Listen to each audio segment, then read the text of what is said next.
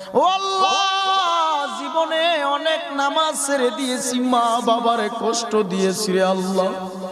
ও আল্লাহ, তোমার রসুলের সুন্নতের মালা গলায় লাগাইতে পারলাম না রে আল্লাহ। তওবা করে নিলাম আজকে আলেমুল আমাদেরকে সাক্ষী রাখিয়া। তওবা করলাম আল্লাহর কোনদিন নামাজ ছাড়বো না, রোজা ছাড়বো না, মানুষকে কষ্ট দিব না, সুদের খাতায় নাম লাগাবো না, কোনদিন খারাপ কাজে লিপ্ত হব না। আমার আল্লাহর কাছে যদি একটা বার চোখে পানি ছেড়ে তওবা করতে পারো, আমার আল্লাহ এই মাহফিলের প্যান্ডেলের থেকে বের হওয়া মাত্র জিন্দেগির আমল নামার গুনাহগুলো ক্ষমা করতে পারে কি পারে না? বলেন রহমান তিনি কে, রহিম তিনি কে, রাজ্জাক তিনি কে, জব্বারু তিনি কে?